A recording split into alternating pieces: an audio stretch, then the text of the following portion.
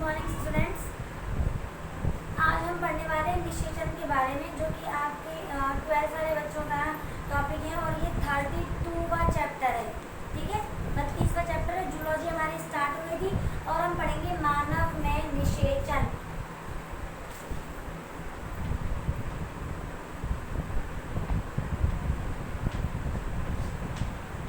निषेचन, जैसा कि आप सब जानते हो कि निषेचन में क्या होता है, नर युग्मक और मादा युग्मक का जो संलयन होता है वही निषेचन की प्रक्रिया कहलाती है। और निषेचन के बाद जो जाइगोट बनता है, जिसको हम युग्मनज कहते हैं, वो कैसा होता है, द्विगुणित होता है। ठीक है, तो डेफिनेशन समझो निषेचन की। निषेचन की डेफिनेशन में है, मनुष्य में नर युग्मक कौन होते हैं, शुक्राणु।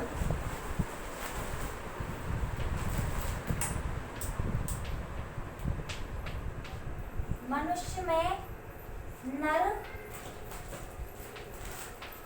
युग्मक कौन है, हम पढ़ चुके हैं, शुक्राणु। ठीक है, और मादा युग्मक अंडाणु। मनुष्य में नर युग्मक शुक्राणु और मादा युग्मक कौन से होते हैं, अंडाणु का संलयन ही युग्मक संलयन कहलाता है। और मादा युग्मक क्या होते हैं, अंडाणु। इनका संलयन, इट मीन्स फ्यूजन, इनका संलयन ही क्या कहलाता है, निषेचन कहलाता है। ठीक है, इनका संलयित होना ही निषेचन कहलाता है। और इनके जब प्रकेंद्रकों का संलयन होता है, ठीक है, उसे केंद्रक संलयन कहते हैं। आ रहा है समझ में, नर युग्मक और मादा युग्मक का संलयन क्या कहलाएगा, निषेचन कहलाएगा। अब उस निषेचन में क्या होता है, देखो, नर युग्मक और मादा युग्मक मिलेंगे तो उन दोनों की केंद्रक मिलेंगे। जैसे कि ये है नर युग्मक, ये है मादा युग्मक।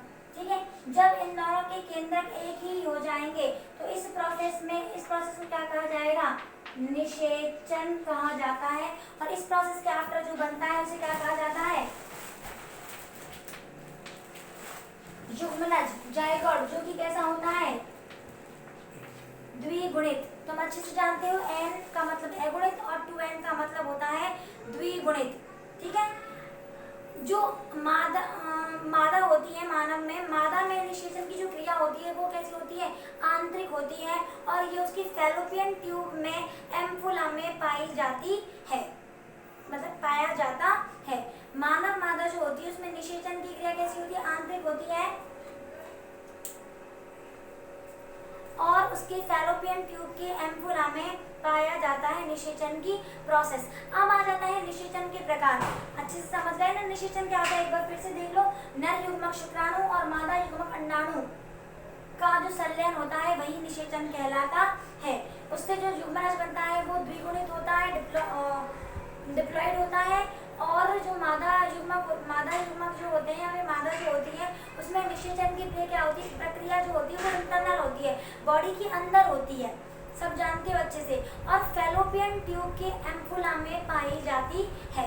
देन दूसरा टॉपिक हमारा, नेक्स्ट जो टॉपिक है वो आ जाता है निषेचन के प्रकार, टाइप ऑफ फर्टिलाइजेशन।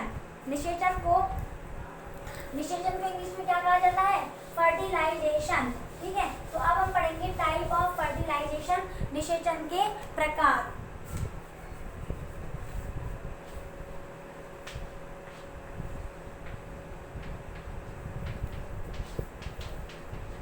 निषेचन के प्रकार सब जानते हैं बहुत अच्छे से कि निषेचन दो टाइप का होता है, बाह्य निषेचन और आंतरिक निषेचन। ठीक है, तो सबसे पहला जो हमारा फर्टिलाइजेशन होगा वो होगा बाह्य निषेचन, जिसे हम कहते हैं एक्सटर्नल फर्टिलाइजेशन।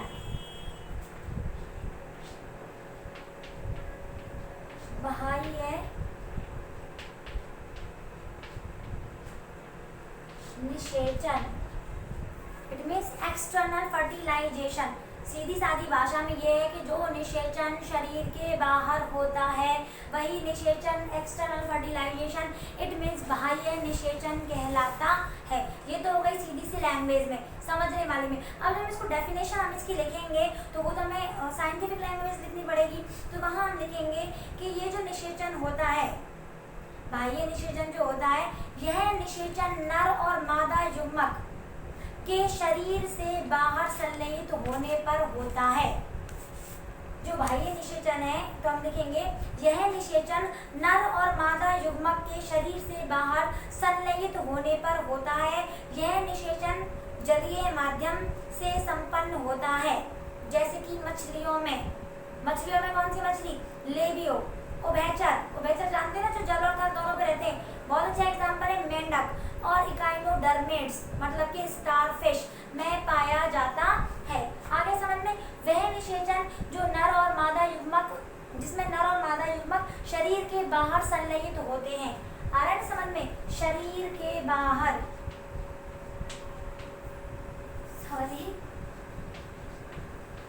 शरीर के बाहर क्या होता है? नर और मादा युग्मकों का संलयन होता है। ठीक है,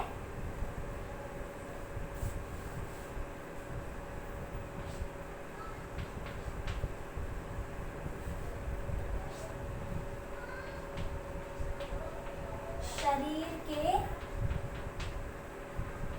बाहर नर और मादा युग्मक का क्या होता है? संलयन होता है। तो मैंने इसके 3 एग्जाम्पल बताए हैं और नोट्स में भी देख लेना तुम लोग। तो 3 एग्जाम्पल कौन से? अब जो शरीर के बाहर होगा तो कोई माध्यम होना चाहिए। बिना माध्यम के तो हो ही नहीं सकता कि भाई ऐसा हो गया कि नर ने अपने शुक्राणु बाहर निकाल दिया, मादा ने अपने अंडाणु और फिर फ्यूजन कर लो, तो ऐसा नहीं होता है। उसके लिए एक वे चाहिए, एक माध्यम चाहिए। तो पहला माध्यम तो हमारा होता है जल। ठीक है, कि फीमेल ने अपने शुक्राणु जल में त्याग दिए और मेल ने फीमेल ने अपने अंडाणु जल में त्याग दिए और मेल ने अपने शुक्राणु जल में त्याग दिए और वो बाहर संलयित हो जाते हैं। तो ये तो हो गया जलीय माध्यम। जलीय माध्यम में आता है क्या? जलीय माध्यम में सबसे पहला एग्जाम्पल आता है मछलियों का। मछलियाँ कौन से वर्ग में आती है बताए ना? बताना, क्वेश्चन है ये तुम्हारा। मैं तुमसे क्वेश्चन पूछ रही हूँ कि मछलियाँ कौन से वर्ग में आती है। 11th में पढ़कर आए हो, पेसीज वर्ग में आती हैं। ठीक है, तो मछलियों में एग्जाम्पल देते हैं लेबियो का। लेबियो जानते हैं, जिसको रोहू भी कहते हैं। दूसरा एग्जाम्पल है हमारा उभयचर। उभयचर का, उभयचर मतलब ये सारे क्वेश्चंस हैं कि मछलियाँ कौन से वर्ग में आती है, उभयचर कौन से वर्ग में आता है। उभयचर में एग्जाम्पल बहुत अच्छे से जानते हो तुम सब। मेंढक में जो निषेचन की प्रक्रिया होती है वो बाहर ही होती है बॉडी के। देन आ जाता है इकाइनोडर्मेट्स। इकाइनोडर्मेट्स मैंने एग्जांपल लेते स्टारफिश। ठीक है, ये हो गए बाह्य निषेचन के एग्जांपल। बाह्य निषेचन समझ में आ गया? बाह्य निषेचन का मतलब है नर और मादा युग्मकों का संलयन बॉडी के बाहर होता है। एग्जाम्पल मछलियों में लेबियो, मेंढक, उभयचर और हमारा जो इकाइनोडर्मेट्स है वर्ग, उसमें आ जाता है स्टारफिश। ये हो गया बाह्य निषेचन। देन आ जाता है निषेचन का दूसरा प्रकार जो कि है आंतरिक निषेचन।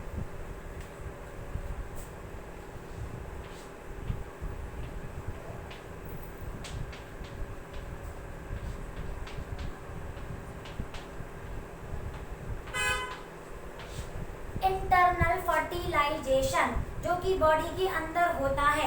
कॉमन लैंग्वेज में हम क्या लिखेंगे? वो निषेचन जो शरीर के अंदर ही होता है उसको हम इंटरनल फर्टिलाइजेशन कहते हैं। तो यह निषेचन शरीर के कहाँ होता है? अंदर होता है। यह क्या होता है? अंडप्रजक होता है। अंडप्रजक का मतलब होता है अंडप्रजक होता है शिशु प्रजक में पाया जाता है। अंडप्रजक और शिशु प्रजक। ठीक है, समझ में आ रहा है कि मतलब एग को हम क्या करेंगे? फर्टिलाइजेशन होगा एग में, देन क्या बनेगा? शिशु बनेगा, बच्चा बनेगा और फिर वो बाहर आता है। जो प्रोसेस होगी वो हम आगे पढ़ेंगे। ठीक है, तो जो हमारा इंटरनल फर्टिलाइजेशन है उसमें हमें यही इसकी डेफिनेशन यही है कि इंटरनल फर्टिलाइजेशन वो होता है जो शरीर के अंदर होता है, ये अंडप्रजक और शिशु प्रजक होता है। कैसा होता है? अंडप्रजक और शिशु प्रजक होता है। ठीक है, अब आ जाता है कृत्रिम वीर्य सेचन। अब भाई वीर्य सेचन तो मैं बता ही चुकी हूँ, इससे जो पहले मैंने टॉपिक पढ़ा था उसमें वीर्य सेचन बता चुकी हूँ। याद नहीं हो तो एक बार फिर से सुन लो। वीर्य सेचन क्या होता है? वीर्य सेचन होता है मेल जो होता है, मेल के द्वारा अपने शुक्राणुओं को मादा की योनि में ट्रांसफर करना ही वीर्य सेचन की प्रक्रिया कहलाती है। तो ये तो हो गया नॉर्मली वीर्य सेचन। जब सेक्सुअल रिलेशनशिप मेंटेन होगा तो जो प्रोसेस होती है वो होती है वीर्य सेचन। बट अब जो टॉपिक नया आ रहा है वो है कृत्रिम वीर्य सेचन। कृत्रिम रूप से कैसे होता है, ये टॉपिक क्लियर हो चुका है। निषेचन, निषेचन के दो टाइप्स होते हैं, बाह्य और आंतरिक। अब आता है कृत्रिम वीर्य सेचन। कि कृत्रिम वीर्य सेचन में क्या होगा?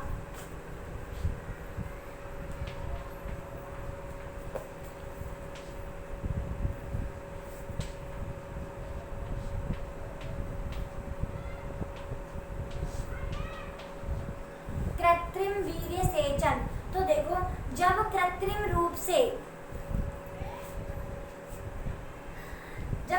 रूप से शुक्राणु प्राप्त कर, क्या होता है, हम लोग कृत्रिम रूप से शुक्राणु ले लेते हैं, मतलब कि वो शुक्राणु कैसे होते हैं? कृत्रिम होते हैं। कृत्रिम रूप से शुक्राणु प्राप्त कर उनको क्या कहते हैं? परिरक्षित करा जाता है और उनको संचरित कर लिया जाता है।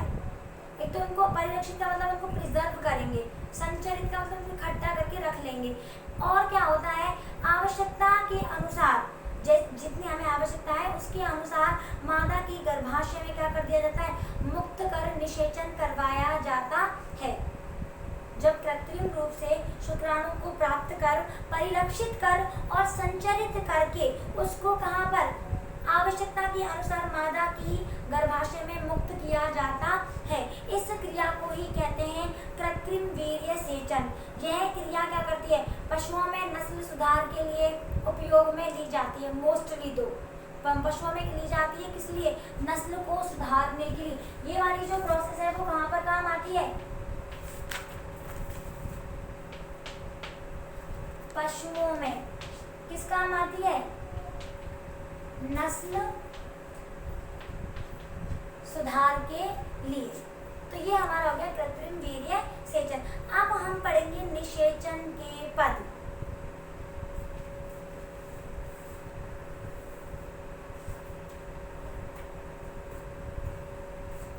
तो देखो कृत्रिम वीर्य सेचन हो गया, निषेचन हो गया था। अब आता है निषेचन के पद, स्टेप्स कि कैसे जो शुक्राणु है वो कहाँ होते हुए देन जाकर एग को फर्टिलाइज करता है। तो हेडिंग क्या हो गई हमारी? निषेचन के पद, स्टेप्स। निषेचन के पद, फर्टिलाइजेशन के स्टेप्स। तो सबसे पहला जो स्टेप है वो है शुक्राणु का अंडाणु तक पहुंचना। भाई शुक्राणु हम बनवा चुके थे, अंडाणु हम बनवा चुके थे, अब हमको क्या करना है? निषेचन भी हमने पढ़ लिया, लेकिन जो पहला स्टेप है वो है शुक्राणु का अंडाणु तक पहुंचना। क्योंकि जब तक शुक्राणु एग तक नहीं पहुंचेगा तब तक तो फर्टिलाइजेशन की कोई बात ही नहीं बनती है। तो पहला जो टॉपिक है, मतलब पहला जो पद है वो है शुक्राणु का अंडाणु तक पहुंचना। शुक्राणु का अंडाणु तक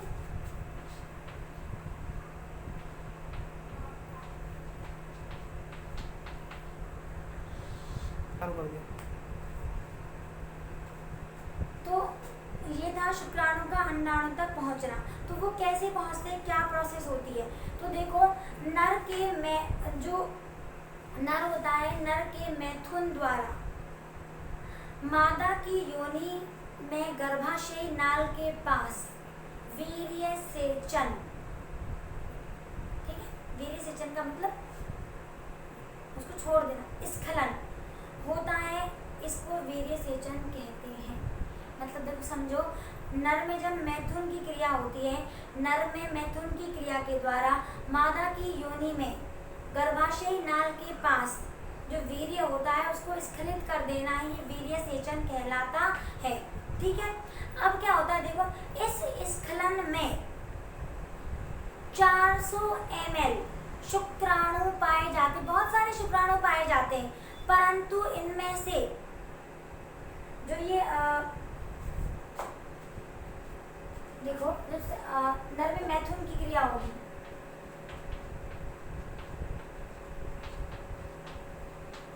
समझ लो, नर में जब मैथुन की क्रिया होती है तो उस मैथुन की क्रिया के होने के बाद क्या होता है, मादा की योनि में गर्भाशयी नाल के पास, कहाँ पर, मादा की योनि में, कहाँ पर, गर्भाशयी नाल,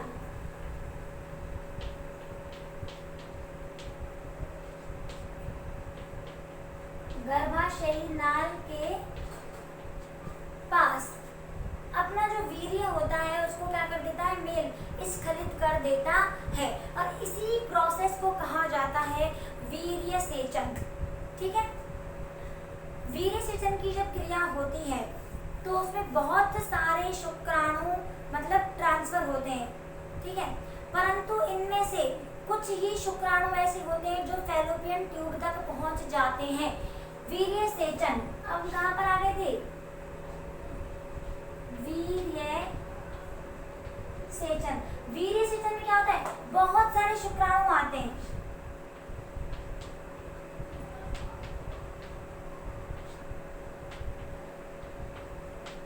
ठीक है, पर इनमें से कुछ शुक्राणु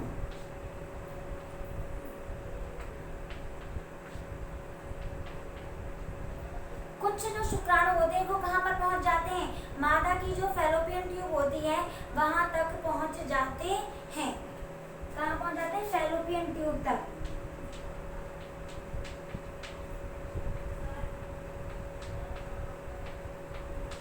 फैलोपियन ट्यूब तक पहुंच जाते हैं, क्योंकि बहुत से शुक्राणु मादा जनन, है ना, मादा जनन नाल की अम्लीयता के कारण, हम सब जानते हैं कि मेल की जो योनि, फीमेल की जो वेजाइना होती है उसका जो मीडियम होता है वो कैसा होता है, अम्लीय होता है, अम्लीयता के कारण नष्ट हो जाते हैं। अब तुम लोग सोच रहे हो कि बहुत सारे शुक्राणु आते, कुछ ही क्यों जा रहे हैं, कुछ इसलिए जा रहे हैं क्योंकि जो वेजाइना होती है वो एसिडिक बेस होती है, और एसिडिक बेस की वजह से वो क्या करती है, शुक्राणुओं को डिस्ट्रॉय कर देती है। क्या कर देती है, शुक्राणुओं को नष्ट कर देती है। कई जो शुक्राणु होते हैं, अब क्या वो बचे कुछ जो कई शुक्राणु होते हैं वो कहाँ तक पहुंच जाते हैं, योनि की जो एपिथेलियम होती है, एपिथेलियम की बक्षी कोशिकाओं द्वारा निगल लिए जाते हैं। मैंने बताया था ना कि बहुत सारे शुक्राणु एक्टिव होते हैं, वो वहां पर पहुंचते हैं, उनमें से कुछ तो क्या है, अम्लीय माध्यम की वजह से डिस्ट्रॉय हो गए, कुछ क्या होते हैं, योनि की जो एपिथेलियम होती है उसके द्वारा क्या कर लिए जाते हैं, उसकी बक्षी कोशिकाएं होती है वो उनको क्या कर लेती हैं, भक्षण कर लेती है। योनि की एपिथेलियम की बक्षी कोशिकाओं के द्वारा क्या कर लिया जाता है, निगल लिया जाता है। अब क्या होता है, शुक्राणु जो होते हैं शुक्र द्रव में 1 से 4 mm प्रति मिनट की दर से तैरते हैं। शुक्राणु जो होते हैं वो शुक्र द्रव में 1 से 4 mm प्रति मिनट की दर से तैरते हैं। शुक्राणुओं की यही गति क्या करती है, गर्भाशयी संकुचन और फैलोपियन ट्यूब, शुक्राणु की जो गति होती है वो गर्भाशयी संकुचन और फैलोपियन ट्यूब जो होती है, फैलोपियन ट्यूब की क्रमाकुंचन गति द्वारा होती है। शुक्राणु ये गति क्यों करते हैं, फैलोपियन ट्यूब के कारण, और किसके कारण करते हैं, गर्भाशयी संकुचन के कारण ये गति शुक्राणुओं में आती है। शुक्राणु मादा गर्भाशय में प्रवेश कर जाएंगे। आप कहाँ प्रवेश कर गए, गर्भाशय में। गर्भाशय में प्रवेश के कुछ समय बाद निषेचन करने में सक्षम होते हैं। प्रवेश करेंगे मादा की गर्भाशय में, उसके कुछ समय के बाद उनमें क्या होगा, फर्टिलाइजेशन होगा। ठीक है, अब क्या होता है, अपनी ही जाति के अंडे को निषेचित करने की क्षमता शुक्राणु जो होता है वो अपनी जाति के एग को क्या करता है, फर्टिलाइज करता है, और इस क्षमता को कहते हैं योगतार्जन। शुक्राणु अपनी जाति के अंडे को क्या करता है, फर्टिलाइज करता है, और इसी प्रोसेस को कहा जाता है योगतार्जन। इस प्रक्रिया में शुक्राणु का क्या होता है, शुक्राणु की जो कार्य की है परिपक्वन होता है, जिसमें शुक्राणु लाइसोजेनिक क्रिया के फलस्वरूप अंडावरण को क्या कर देता है, भेद देता है। लाइसोजेनिक याद आ रहा है, शुक्राणु का जो शीर्ष भाग होता है वहां पर क्या पाया जाता है, लाइसोजेनिक एंजाइम पाया जाता है, जिसकी वजह से वो अंडे के आवरण को क्या कर देता है, क्रैक कर देता है, तोड़ देता है, और अंडे में प्रवेश कर जाता है। इस प्रोसेस में लगभग 5 से 6 घंटे लगते हैं। ये वाली जो प्रोसेस है इसमें 5 से 6 घंटे लगेंगे। इसके बाद जो होता है शुक्राणु जो होता है अंडे का क्या करता है, निषेचन करता है। इस तरह शुक्राणु कहाँ पहुंच जाता है, अंडे तक पहुंच जाता है। एक बार फिर से देख लो। अब मैं तुमको इसका लेवल डायग्राम बना के समझाती हूँ। देखो, शुक्राणु का अंडाणु तक पहुंचना, तो कैसे पहुंचेगा। सबसे पहले मैथुन की क्रिया होती है, किसमें, नर में होती है। ध्यान रखना, कहीं फीमेल में मत बता देना, हम लोग कौन सी मैडम पढ़ा लेंगे। किसमें होती है, नर में कौन सी क्रिया होती है, मैथुन की क्रिया होती है। और जब नर में मैथुन की क्रिया होती है ना, तो नर का जो वीर्य है वो कहाँ पर, गर्भाशय नाल के पास में क्या हो जाता है, स्खलित हो जाता है। अब क्या होता है, मैथुन की क्रिया होगी तो क्या मतलब बाहर निकलेगा, वीर्य, स्खलित क्या होगा, वीर्य, और वो वीर्य कहाँ होगा, गर्भाशय नाल के पास, गर्भाशय नाल के पास क्या हो जाता है, स्खलित हो जाता है, और यही पूरी प्रक्रिया वीर्य सेचन कहलाती है। अब क्या होता है, इस प्रक्रिया में बहुत सारे शुक्राणु यहाँ तक आते हैं। कहाँ तक आते हैं, गर्भाशय नाल तक। बहुत सारे शुक्राणु। अब उन शुक्राणुओं में से क्या होता है, उन शुक्राणुओं में से कुछ जो होते हैं वो शुक्राणु फैलोपियन ट्यूब तक पहुंच जाते हैं, और कुछ क्या हो जाते हैं, नहीं पहुंच पाते। तो कुछ तो कहाँ पहुंच जाते हैं,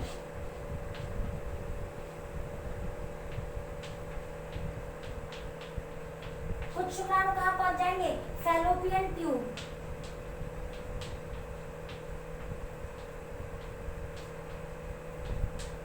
फैलोपियन ट्यूब तक पहुंच जाते हैं, और कुछ नहीं पहुंच पाते हैं।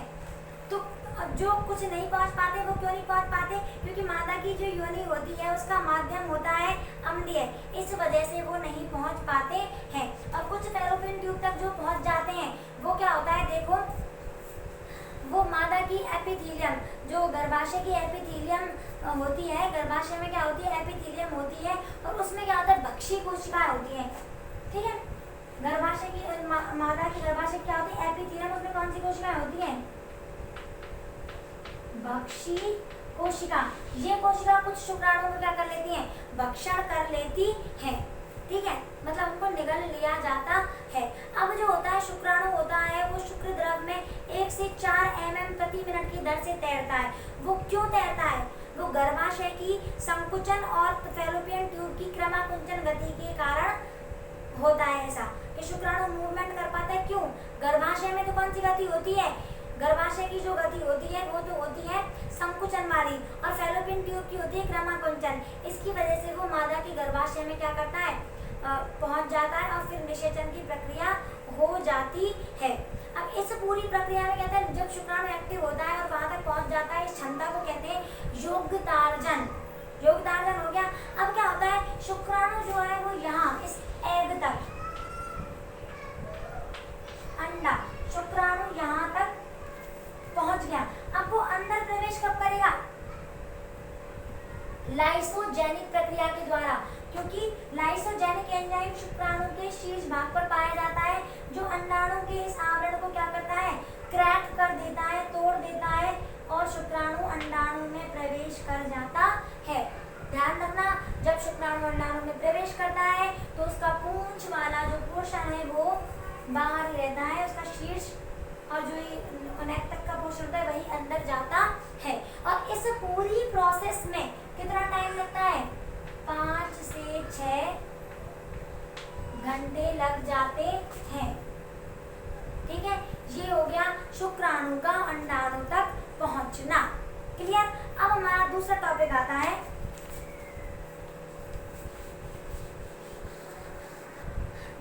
दूसरा आता है शुक्राणु का प्रवेश।